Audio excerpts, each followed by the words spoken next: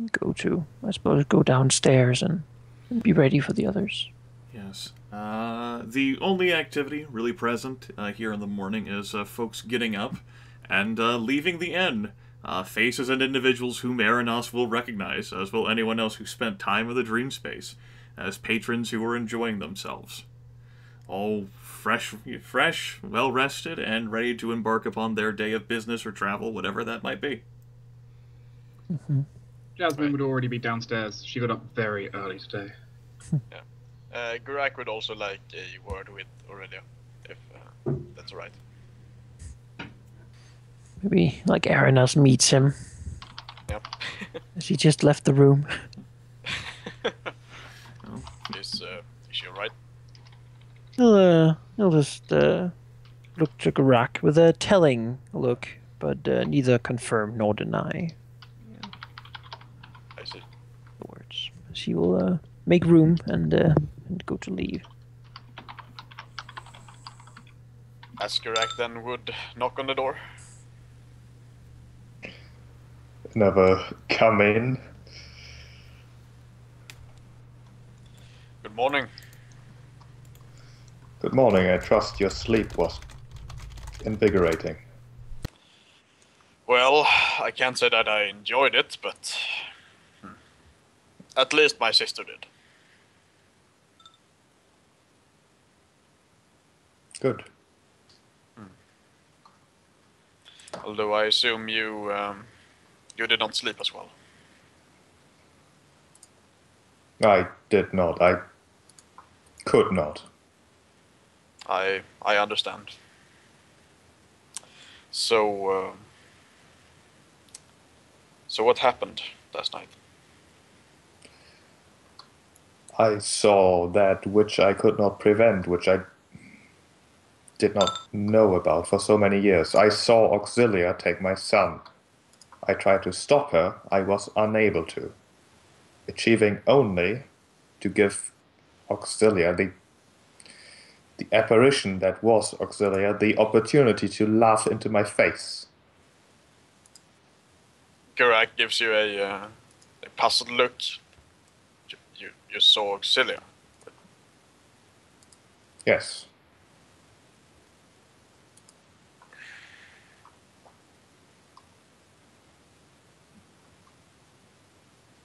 Why would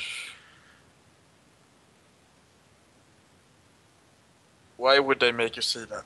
I assume that happened for a reason. That wasn't. None of us has had those kind of dreams. I assumed it was on purpose and not some common nightmare. I do not know, but if anyone intentionally showed me that, it would be better if I never found out who it was. I think so too.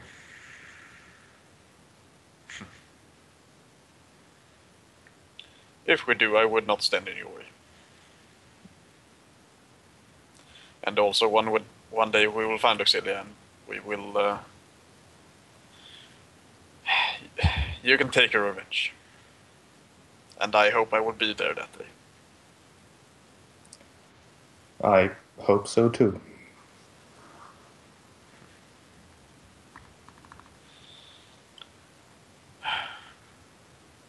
Anyway, I suppose it's time to go meet with the High Lord Aranas.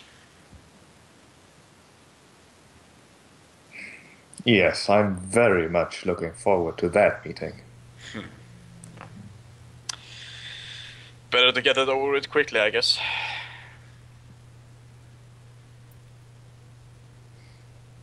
Something we have to do. Yes, we should perhaps not make him wait too much. Meanwhile, downstairs, Jasmine and Farnier and anyone else, like perhaps Aranas, who's down there. Maybe Tempus too. How has Tempus reacted since he fucking like woke up, as it were, and went back to real land. Disappointed? He will actually go around and he will say, "Is that sleeping? Is really? No. Huh? What was that?" It is a form of sleep, I suppose, but it is not what sleep would generally be like. Well, that is a first. But, hello.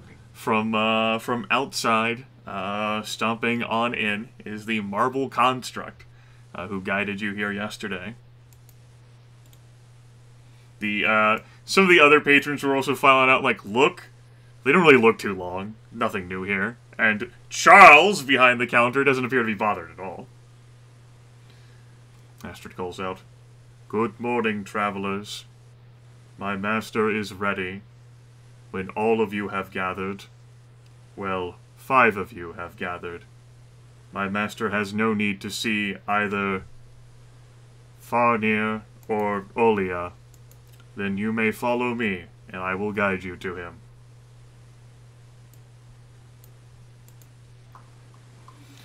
Farnir, like, looks bummed out until, like, Charles calls back from the counter, "You can go back to sleep." Farnir smiles. Actually rushes up the staircase. Probably meets Geráck and Aurelia on the staircase then. Yes. Well, Oh, sorry, hurry, are brother. we? I'm going back to bed. Doesn't look like that this Teraptus fellow wants to talk to me. So I was told I could go back to sleep. I'm going back to sleep. I see. Well, I suppose that's okay. She pats you on the shoulder and then, like, squeezes past you and heads back to her room.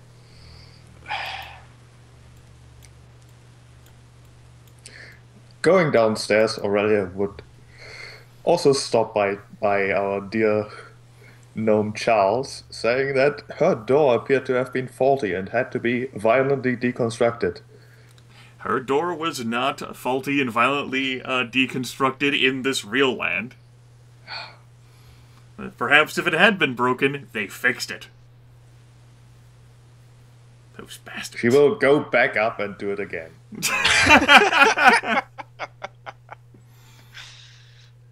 Alright, she goes back up and she breaks it. She walks back Goes downstairs. back down, slightly more satisfied. It is now very broken. Perplexed looks. Charles says, "Yeah, I mean, if it makes you feel better, we can fix that up. It'll be repaired by the time you get back. We would appreciate you not destroying any of our property." I'll think about it. Good.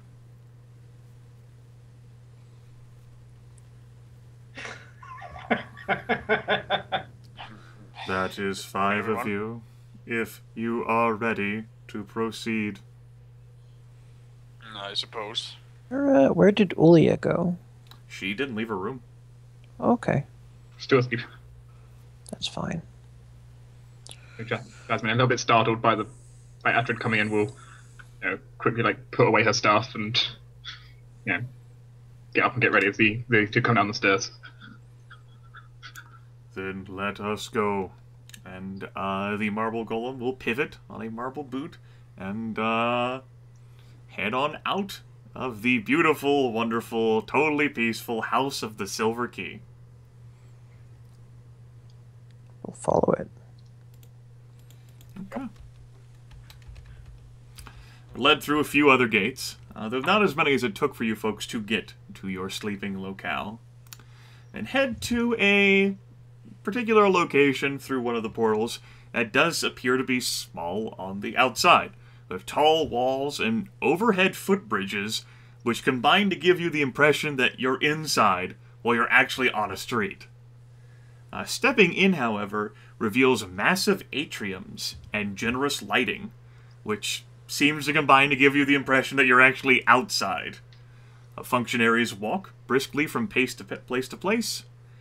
You are informed that the important chambers of the court are within some sort of pocket dimension, and that the golem will, perhaps in some sort of gossip fashion, will tell you that the superiors monitor everything in the court precinct, or so everyone assumes. Huh. including her master, as she leads you off into one of these smaller chambers. This, for Aurelia and Geráck, has this vibe of, I'm in Newport here. Because staring through the doorway into this smaller council chamber is almost to stare through a portal which leads you back to the Arcane College itself, particularly one massive study full of smoke. That being said, the bookcases are most certainly different, as is the furniture. But sure enough, staring out a window at the majesty of horizon beyond is a familiar, wizened expression wreathed in smoke.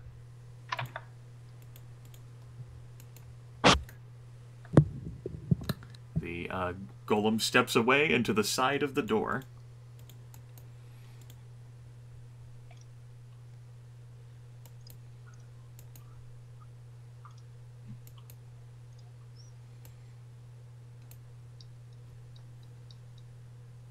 What do you do? Well, Aranas has not really had too much interaction with this man, so he'll wait for Geráck or Aurelia to, or Jasmine for that matter, to take. Tempus will wave. Aurelia will then barge past everyone else. A quick nod and greeting to Superior Teraptus. She will then say, "May I speak freely, Lord? Excuse me, Superior Teraptus."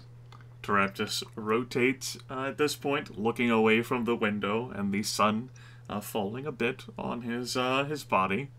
Looks over at Aurelia, and for the first time in Aurelia's entire existence of knowing him, maybe once or twice before, his lips curl upward, and he smiles at Aurelia. Aurelia pauses, slightly startled. It is a small, slight smile beneath the bushy mustache, full of wonders and secrets.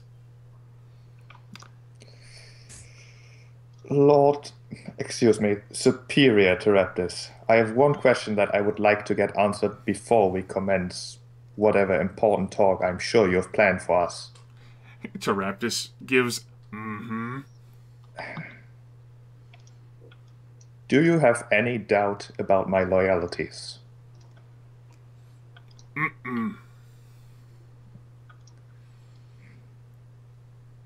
I'm just trying to imagine what comes next.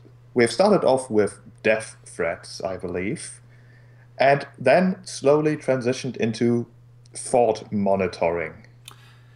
Teraptus actually lifts a finger and says, "Now who was the one who decided to impress her will upon the wizards? Because that was news to me too." Whatever I did to make sure that the Empire wouldn't collapse under the weight of its own uselessness. And Horizon believes you, or so I hear. It was rather convenient that I have had plenty of time in my past to deal with being restricted to thinking only what is being considered right by others.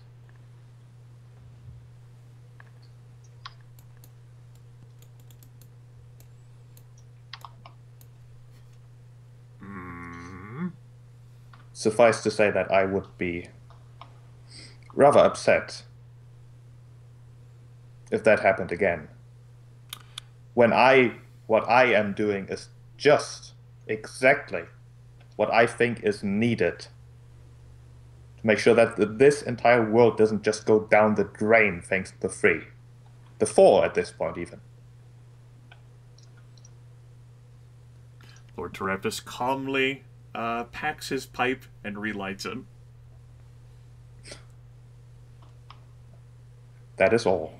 You may commence your speech. You may have a seat, Aurelia, along with the rest of you. Hello, Tempus. Hello, I've heard it's been a long time. Hello, Geráck, Geráck, Geráck. Geráck, yes. Greetings, Teraptus. Jasmine Rose and, he, like, looks over at Aranas. The features, like, contort. You. Yes, all of you have a seat. It's good to see you again, Superior Teraptus. Yes, don't go advertising that to everyone. Part of the position is not advertising that to everyone. The superiors operate in secrecy. I've just been... I'm here revealing myself to you publicly, in part because of all you have done, which Aurelia has rather convincingly revealed, not just to Horizon itself, but to the Dragon Empire as a whole. Oh, I love how you all scooched together. Lovely. I don't know which one of you did it, but it was beautiful. It's as if we knew. Yes. Right. You see now, he wags a finger at Aurelia, part of the benefit, and I suppose you pushing wizards around and then them getting uppity at you, was that Horizon itself got to see through your eyes what all was happening out there in the world, in order to ensure that you weren't actually going to return to the Black Fang. And lo and behold, what did Horizon see?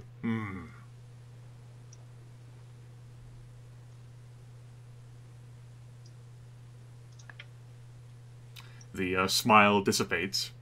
Quite a few things, actually. The bright side, you don't have to worry about, any bureaucrats above you not believing you. The meaning was conveyed quite thoroughly. As a matter of fact, I, in part, convey gratitude expressed by Pertinax himself. Something along the lines of, I told those Imperial bastards I was right.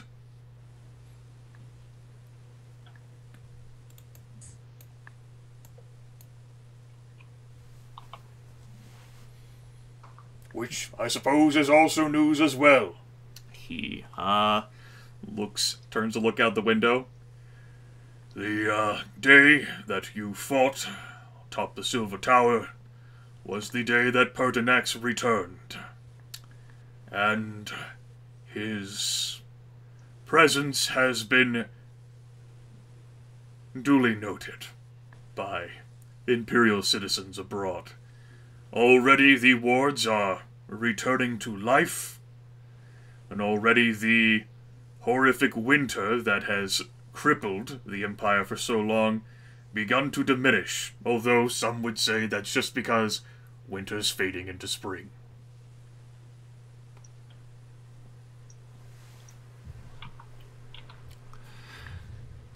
That being said, Pertinax has,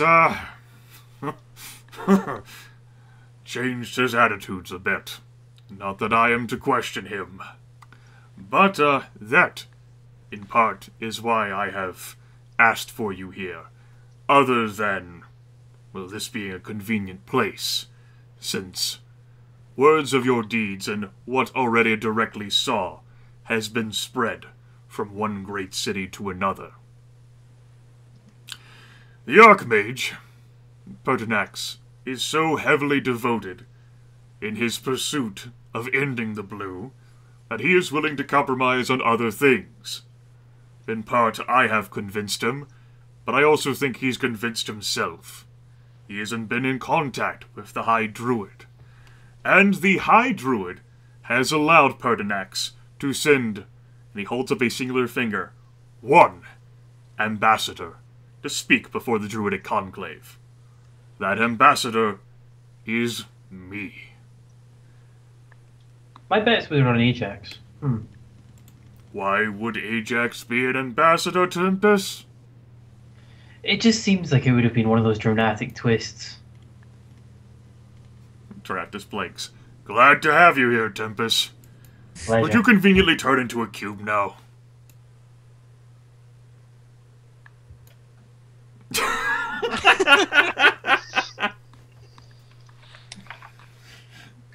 He just curls up in fetal position and lies on the floor.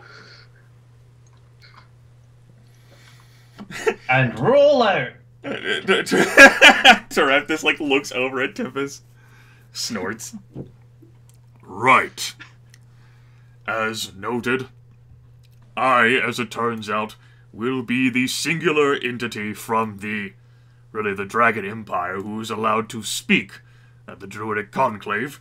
It's not what I thought whenever I became a wizard so many decades ago. But here we are all the same. And, considering how prevalent you individuals, he says looking squarely at Aurelia, have been, I thought to ask you to escort me to the Druidic Conclave and stay there with me until the matter was resolved.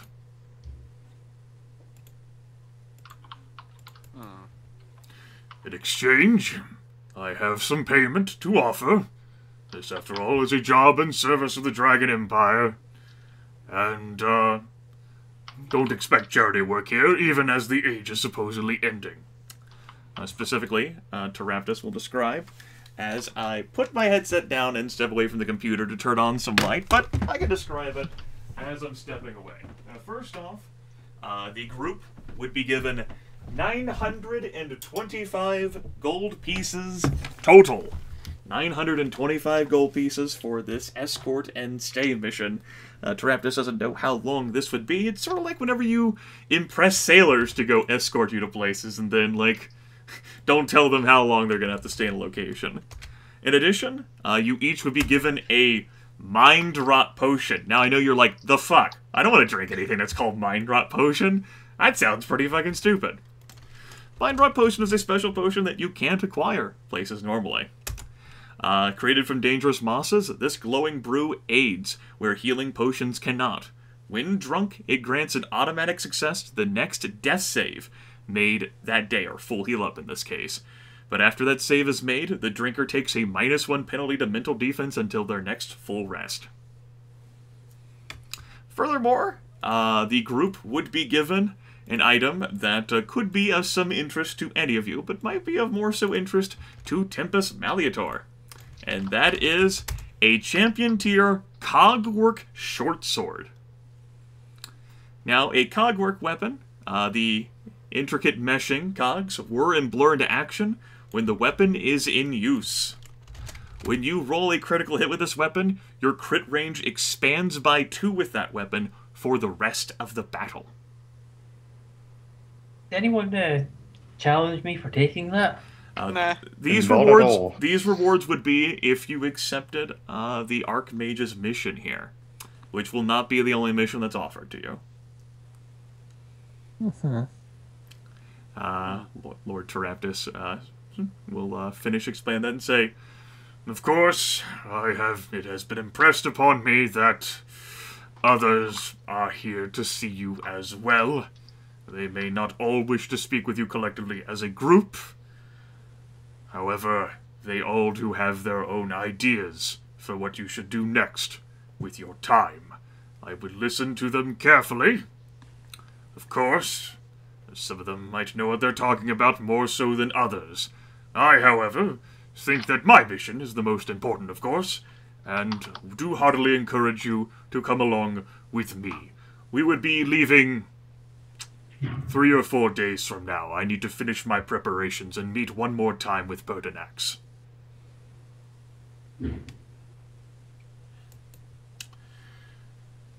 Suppose we shall consider. Does seem like the druid matter is a very important one at the moment. As such, you have at least a few days to consider what it is that you do next, at least before I have to go. I will be leaving with or without you. Alright then. Now, I would normally tell you to get the hell out of my office, as I have other things to do, but I'm actually going to leave it for this one. There is one other individual who would like to speak with you as a group. Astrid, is he out there waiting? Yes, my master. Send him in, will you? Walking into the office area from behind is a thin, human-looking fellow, although he does seem to have glowing eyes, which is, as it turns out, not all that uncommon anymore, which do blaze with a holy, fervent intensity. He does have a hood over his face, though he pulls that back. And he is heavily ensorcelled. Particularly you, Aranas, you'll be able to see this divine power radiates from every pore of his being. Good divine power? Yes. Okay. Good, but also with a strong dose of law. Hmm. An imposing order. And Taraptus will stand up and says, "You can have the board, Heroth. I'm out of here. I'll get the hell out of my own office." "Thank you, Superior." "Yes, whatever. Stick it up your... I'm out of here." Good to see Taraptus is still the same as Tempus unfurls. He stomps away, leaving you all, like, awkwardly, like, spin and, like... look around. And he'll say, "I'll get right down to it. I am High Observer Tauren Heroth, of an organization I doubt any of you know, and none of you have any dice of the Priestess. I am part of the Order of the Twilight Cross. I'm sure my name has been mentioned as one who fought alongside the recently deceased Superior in the Battle of the Wolfwold Hills. I have served this empire for an extensive period of time, and I do not come to you lightly, for my organization often operates in the shadows. I come to you specifically due to some of yours primary affiliations with a Leon." He looks over at Aurelia, and he looks over at Geráck, and he especially looks over at Tempus. "I have spent some time with Leon in his life, and I think that he is a crucial asset for stopping the Lich King and the White. I think Leon can be redeemed. As such, I plan on heading there myself. My objective is to travel all the way up to Prince Zarza's castle, hopefully before he returns from Necropolis, and kidnap Leon, and bring him to Santa Cora. I would ask that you all come along with me. After all, you, as traveling companions of his, particularly you, Mr. Malleator, would know him greatly, and might be able to ease the process. In particular, this High Observer is asking you to, basically in a few days, to leave Horizon and head all the way back up to Prince Zarza's castle and help him capture and take Leon alive. The rewards for that were not entirely in gold. They will instead be in magical baubles. 5 holy oils, which of course when you apply that to a weapon, expands your crit range against, anything that's vulnerable to holy by 2 for the rest of the battle. 5 epic tier healing potions, and 1 champion tier Cloak of Desert Night, which I will tell you more about once I can find my section of this. Yes, it is a cloak. As a champion tier item, it would give you +2 to your physical defense. The thin silk cloak seems translucent, yet it perfectly obscures your features. As a recharge 16+, as a move action, you briefly transform into a whirling dust cloud and teleport to anywhere nearby or far away that dust could get into. It is obvious to observers in which direction you have traveled.